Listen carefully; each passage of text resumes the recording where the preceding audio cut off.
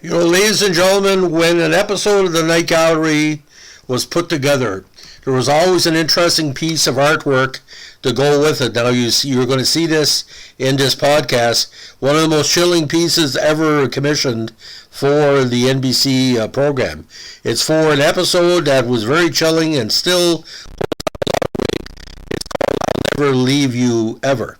Now, in this teleplay, a woman desperate to be freed of her tirelessly ill husband who just won't die turns to witchcraft in this episode. Now, season 2, episode 20, and for some reason, season 2, towards the end of the campaign, they were getting better.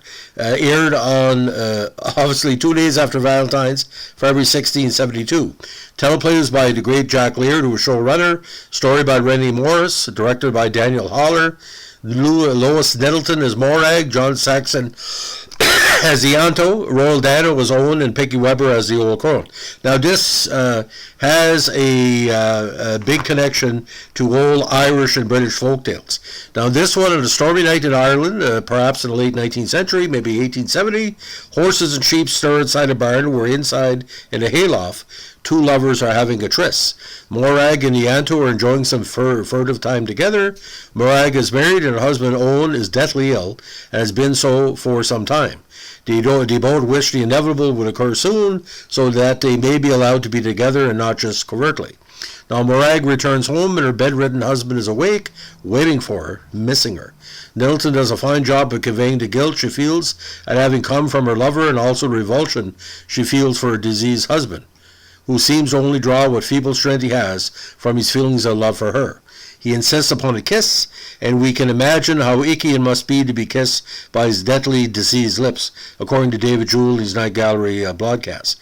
She then goes outside the house and washes her lips and face, as if to remove both her husband's presence and her guilt for the presence of Ianto. Now, the way that it's all put together, she is basically a longing character, but it's not positive longing. And the denouement plays out as the episode goes on. Now, according to Jewell, as a side note, it's too bad we don't have an idea how things were with them before Owen fell ill. Observing the current situation, it's easy to identify with Morag's wish to be free of him, but at the same time, he is her husband, and we don't know what went on before, so we can't help but wonder why she seems to have no love for him. Now, desperate to be rid of Owen, Morag seeks the help of an old hag, played by Peggy Webber, suitably disgusting but also kind of a hammy performance. The woman has shrunken heads inside her hovel, sure sign of black magic, and asks for 2 spring lambs in exchange for creating a voodoo doll of Morag's husband.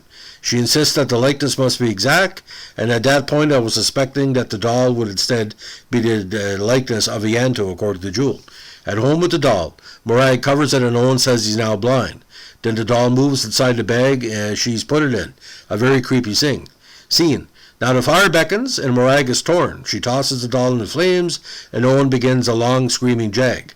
Unable to bear her husband's agonizing screams any longer, she decides to remove the doll from the fire, but it jumps out.